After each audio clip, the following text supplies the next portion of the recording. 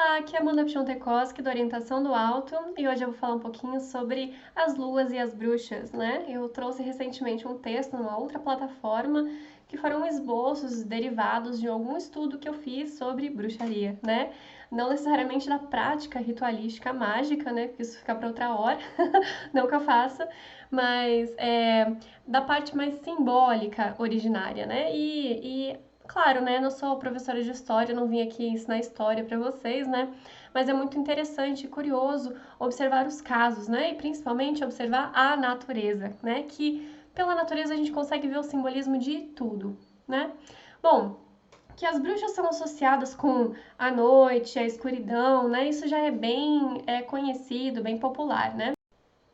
E a gente tem que lembrar que para a astrologia, a força da noite ela é regida pela lua, né? Então, quando a gente vai analisar um mapa, a gente sempre vai ver se a pessoa nasceu de dia ou de noite, né? Ah, nossa, quem nasceu de dia vai gostar de acordar cedo, né? E quem nasceu de noite vai preferir ficar acordada de noite e dormir até tarde, né? Não é bem por aí, não, tá? Conheço vários casos que não é assim que funciona. Mas para a gente esclarecer um pouquinho, né? A das regências do mapa, né? Então, uma pessoa nascida durante o dia, ela é diurna, ela é solar, porque o luminar predominantemente visível naquele momento é o Sol, e o Sol ele oculta todos os outros astros, né? E por isso que quando ele se põe durante a noite, a Lua é a rainha do céu, né? Ela consegue iluminar. E quem não gosta de uma boa noite de lua cheia para conseguir ver melhor, né? E aí, ao mesmo tempo, né, a gente vai ter diversos animais noturnos que se utilizam também desse pequeno vislumbre ali da luz da lua, que é o reflexo da luz solar, né? Então a gente já tem uma forte característica da lua, que é o reflexiva, né? A lua ela é passiva, ela é um astro, um satélite, né, para não falar outras coisas aqui. Então ela reflete a luz solar, né? E nesse processo de refletir a luz solar, ela deixa um pouco mais branda, né? E ela está bem mais perto da Terra. Então a gente consegue perceber muito melhor, algo que a ciência não consegue negar, né? É um fato. Já fizeram várias experiências colocando principalmente animais marinhos, né, longe do mar, com caixas todos fechados, vedados, para ver se o ciclo natural deles acompanharia a lua e as marés, né?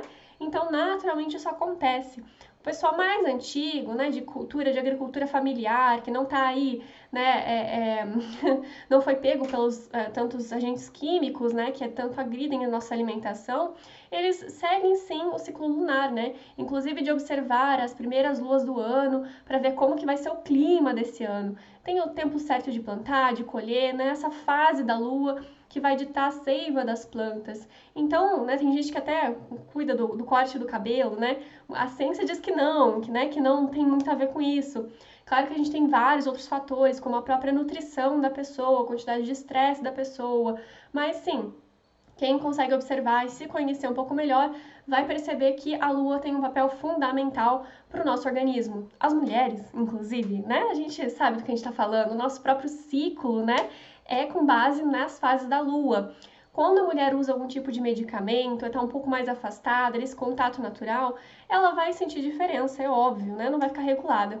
Mas repare que as TPMs, assim, de lua cheia tendem a ser um pouco mais a flor da pele, né? E aí, quando a gente tá numa lua minguante, também é muito profunda e intensa.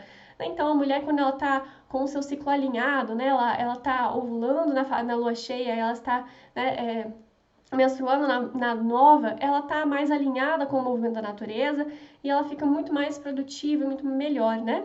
Quando ela está ao contrário, ela tá chamada de feiticeira, né? Porque ela não tá dentro do movimento da natureza, ela tá dentro do seu próprio movimento. São mulheres mais jovens que estão focadas muitas vezes em carreira, na parte profissional, né? Enfim, a gente se observa, a gente se conhece, tem muito assunto, mas hoje vamos falar um pouquinho mais sobre as bruxas, né? Bom, as bruxas, né, como as pessoas conseguem estudar, seus rituais são muito noturnos, né? Então são voltas à fogueira, inclusive.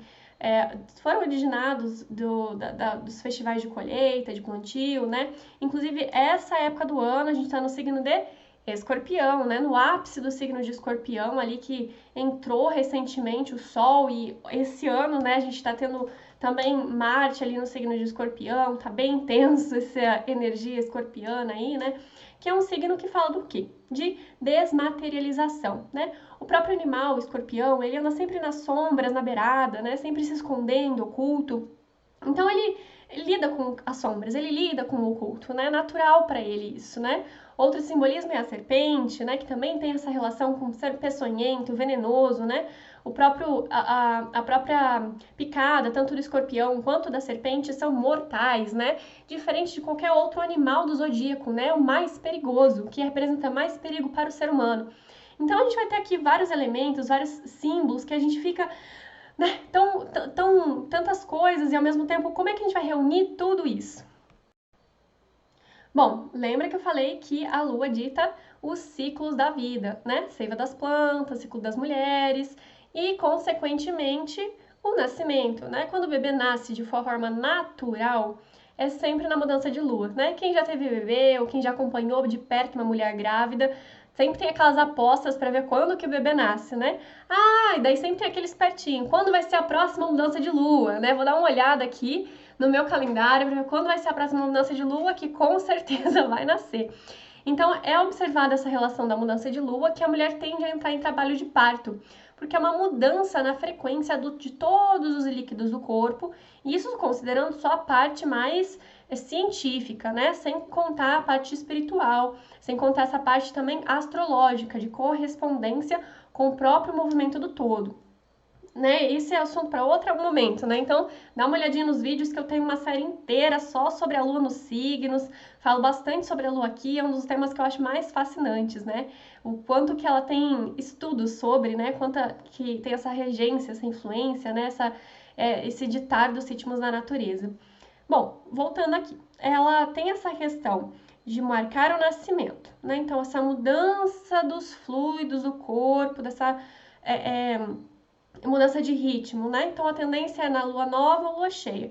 Alguns bebês nascem na minguante, né? No quarto minguante ou crescente também. Os de cesárea não tem como, né? Vão nascer ali um pouquinho fora do contexto. Mas às vezes até se a mulher entrou em trabalho de parto de uma forma natural, também vai estar dentro dessa mudança de lua, ou numa proximidade muito grande com essa mudança de lua. Isso é muito natural. Consequentemente, quando as pessoas estão para morrer, né? Elas estão envelhecendo, então essa mudança de lua também vai causar um movimento ali no próprio ritmo da pessoa. Então a tendência do falecimento também nessas fases da lua. É um assunto muito extenso e as pessoas pediram para eu falar mais. Então, se você tem interesse que eu fale mais sobre os ciclos da vida, correlacionando com a fase da lua, comenta aqui para mim para eu saber se tem mais pessoas interessadas, porque por enquanto eu tenho reservado esses assuntos mais densos, né, mais complicados, para a minha turma. Inclusive, estou abrindo uma outra turma, é só entrar no link que está em quase todos os vídeos que eu postei recentemente, né, que vocês vão entrar no canal ali e em breve eu estou passando mais informações, fora um conteúdo extra para vocês. Então, aproveite que por enquanto, né, está for free. Então, entra no link para ter mais aulas, mais conteúdo. E quanto à lua, né, ela tem essa regência de ciclos, mudanças, não... A gente tinha os rituais, né, que eram feitos nessa mudança de lua, né, e esse em específico, né, que a gente tem toda essa sensibilidade espiritual justamente por conta dessa regência que a gente tem solar, desse período, e é claro, né, foram várias e várias datas sendo celebrados exatamente dentro desse calendário que a gente tem hoje. Então se forma uma egrégora também, né? Mas eram um pouco mais relacionados com uma lua nova aí no signo de Escorpião, né? Que tá se aproximando, a gente tá na minguante, então tá chegando perto. Bom, então a lua tem a ver com o ciclo das mulheres, né? Com todas as suas fases, com o ciclo da vida, do nascimento até o falecimento das pessoas. Tá ligado à agricultura, né? Com todo o ciclo das plantas também.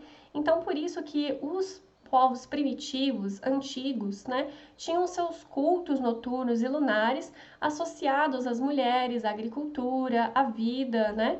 Então, é tudo muito conjunto. As próprias deusas mulheres que eram cultuadas e adoradas, né? Principalmente Hecate, que a gente tinha... Hecate, né?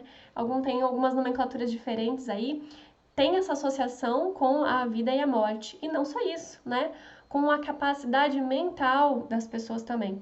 porque você já ouviu o termo lunático, por exemplo, né? É um termo até pejorativo utilizado para pessoas que apresentam algum tipo de desequilíbrio mental. Claro que, né, a gente usa às vezes como brincadeira, né, como uma pessoa, né, que vive no mundo da lua, né, tem hábitos esquisitos, né, um pouco mais arredios, né, mais isolados. Então a lua é vazia em si de vida e ela apenas reflete a luz solar. Por isso que ela está associada também à morte e a coisas mais difíceis da vida, né? E essas deusas mulheres, então, eram também solicitadas quando havia algum tipo de problema, né? Dentro da agricultura, dos ciclos da vida ou algum tipo de doença, né? Então, tá aí a nossa forte associação a esse tema. Então a gente tem o próprio termo a natureza como algo feminino, né? Mas a nossa religião predominante hoje é o catolicismo, né? Então a gente tem essa celebração cristã como algo masculino, paternal, solar, né? Que estás no céu, o céu. É algo bem masculino, imponente. Quando a gente olha para o céu, né? A gente sente até aquela relação de força, né? E é claro que a gente usa o céu no termo visível, mas a gente está religiosamente falando de um céu num plano espiritual, diferente. Mas essa força e imponência simbólica, ela é explícita e representada, né? Então aqui a gente vai ter a noite, a escuridão, a natureza, como algo relacionado às dificuldades e dores da matéria, do existir, do estar encarnado, do estar vivendo, de precisar melhorar, com uma esperança de algo superior, divino, majestoso e forte, que nos dá essa fortaleza, né? Então, enquanto a gente vai ter observem as próprias religiões, as próprias formas de culto e adoração e como são essas pessoas, né? Como são os hábitos dessas pessoas, né? Como que é expressa as características, né? O lunar feminino tende a ser mais instável, mais modificando em suas fases, né? Mais receptivo, conforme o clima, o ambiente, as emoções, né? Enquanto que a relação solar, ela tá muito mais constante, mais de fortaleza, de força, de um crescimento no desenvolvimento, né? Não se preocupando tanto com as aflições materiais, né? Sempre almejando algo superior. Bom, então fica claro também porque a maioria dos rituais que a gente observa são feitos à noite também, né? Ou associados à lua e essas relações de fases da lua. Já aproveitando a deixa aqui, se é um eclipse, né, que a gente tá para passar aí, o eclipse ele tá ocultando a lua, tá, meninas? Então nada de fazer essa relação de conexão com o eclipse, com coisa arada, de meditação para eclipse, isso é muito perigoso, é algo que está oculto, sem luz. E a gente precisa da luz para viver, ela é fundamental, ela é muito importante, tá? Então a gente precisa se conectar mais com a luz e com a clareza, ok? E, bom, é isso. A gente consegue observar muitas coisas e tem muito mais assunto para ser falado sobre isso. Eu reservo muito conteúdo também para os meus alunos. A partir de perguntas eu também posso conseguir produzir mais conteúdo. Então, deixe as suas perguntas, temas que vocês têm vontade de conhecer mais, se aprofundar. Se vocês preferem vídeos curtos ou longos como esse, que já ficou muito longo, né? Então, não deixe de conferir tanto a minha turma, né, e tem consultas também, vocês podem entrar em contato comigo, tô dando uma melhoradinha no canal, espero que vocês gostem, né, dando colocando meu contato, entra no canal, se inscreve, curta, comenta, compartilha, porque isso ajuda muito a ter mais engajamento por aqui também, tá? Então é isso, se vocês gostaram, não deixem de apoiar aqui, tá bom?